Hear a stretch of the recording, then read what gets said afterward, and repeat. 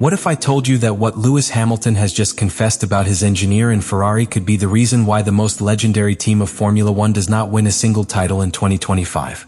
It is not just a difference in opinions, it is an internal bomb. Stay, because this goes far beyond a radio misunderstanding. The most striking thing was not the tension itself, but the speed with which it emerged. It did not spend a month before the cameras captured moments when the discomfort was evident. In the paddock, the official narrative was that of a simple adaptation phase, but what was really happening was deeper. Two incompatible worlds trying to coexist in an environment that demands absolute harmony under pressure. In the circuits, every thousandth imports, but also each word, every silence, every radio pause. Hamilton asked for calm, control, precision. Adami offered rigidity, data, and a tone that denoted authority. The disconnection soon became minor strategic errors, in small decisions that accumulated, affected track performance. It was not a matter of egos, but of philosophy. Adami represents a Ferrari who has been trying to reunite his identity for years, clinging to old structures that prioritize the process over intuition. Hamilton, on the other hand, represents the modern pilot, one who understands the data, but also demands autonomy to interpret them and act. The real problem was not that they were not understood, it was not heard. And in a category where the engineer is the voice in the pilot's ear for 90 minutes of race, that disconnection is a judgment of failure. What seemed like a pair for scoring an era began to crumble even to start the season. And now, after just 3 major awards, Ferrari not only faces a technical or sports problem. It faces a human fracture, a relational fissure that threatens to throw one of the most ambitious bets made by the Italian team in the last decade. When he arrived in Monza, Hamilton had already sown the doubt. What came later was a tense atmosphere, with a divided team between those who wanted to protect the image of Ferrari and who, in private, recognized that the British was right. The technical meetings became colder. Radio communication was more scarce, more cautious, as if everyone knew they were walking on thin ice.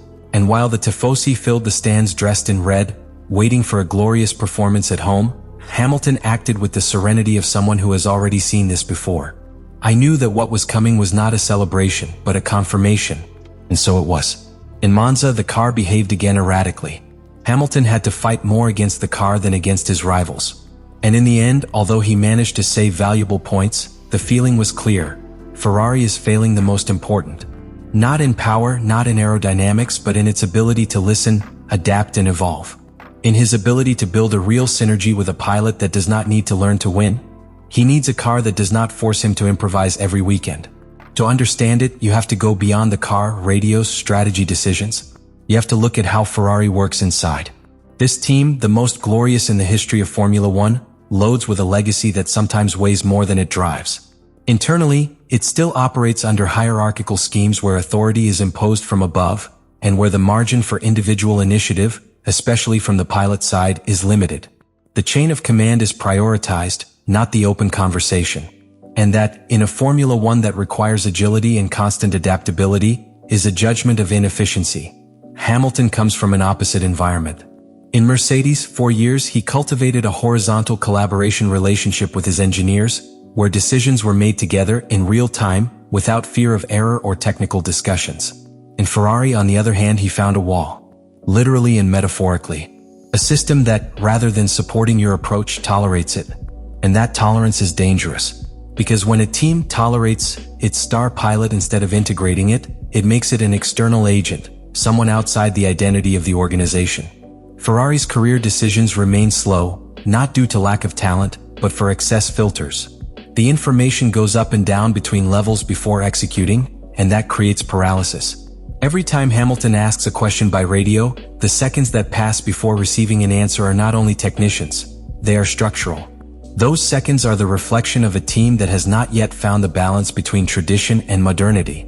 In addition, Ferrari suffers from a phenomenon that very few F1 teams experience at that level: national pressure.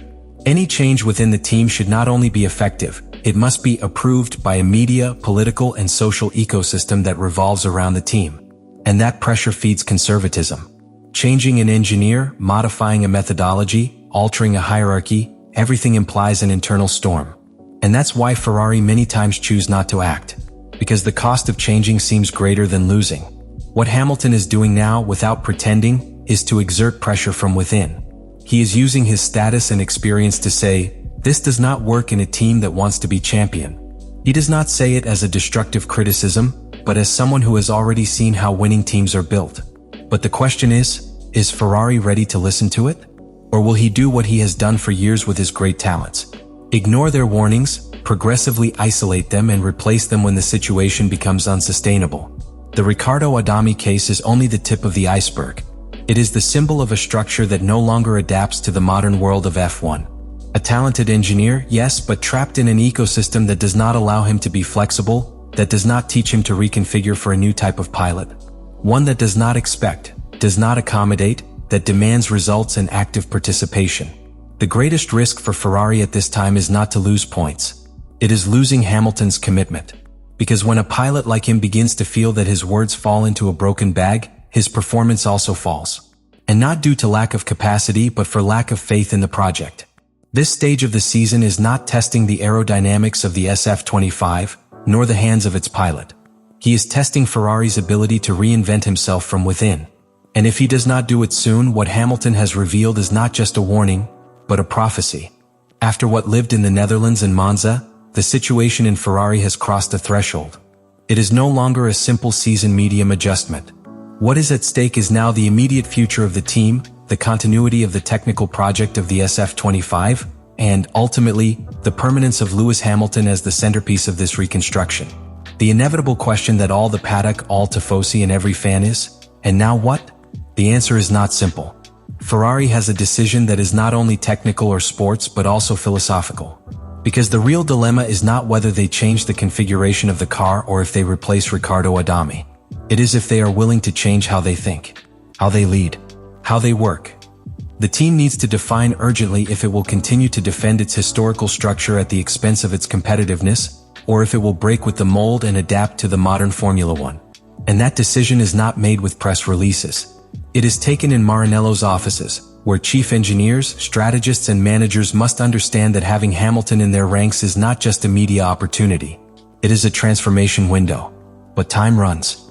And in Formula One, the opportunity windows close as fast as they open. Every weekend that Ferrari passes without demonstrating clear signals of change, it is a week in which Hamilton could emotionally disconnect from the project. And when a pilot loses faith, his performance soon reflects it, not for lack of professionalism, but for the simple reason that a divided team can never function as a winning unit. From the Hamilton side, the road is also complex. You can't do the job alone. You can demand, you can press, you can even inspire with outstanding actions. But if there is no receptivity on the other side, where will be inevitable? And Lewis, with everything he has achieved in his career, is not in Ferrari to survive. He is there to win. If you perceive that the culture of the team will not change, it could stop committing 100%. And when that happens, everything else will collapse in chain. The atmosphere within Ferrari right now is forced introspection. Nobody wants to publicly accept that there is a crisis, but everyone knows that there is. The team is trapped among media pressure, the historical demand, and a pilot who has made them see what they do not want to see, that the problem is not in the other teams but in themselves.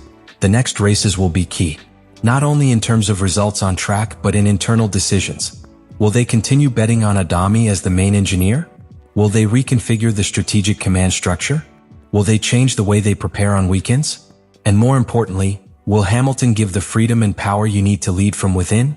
Because if something has been clear in these first chapters of the 2025 season, it is that Ferrari has the raw material to win.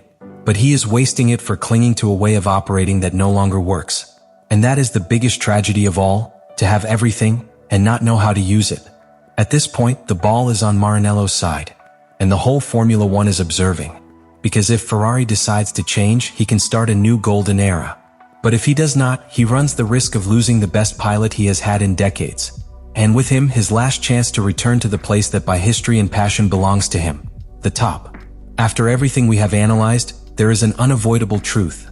What is happening between Lewis Hamilton and Ferrari is not a simple history of tensions on the track. It is a mirror that reflects the structural challenges of one of the most powerful and at the same time more fragile teams in the history of Formula One. This is not an isolated chapter, it is a signal.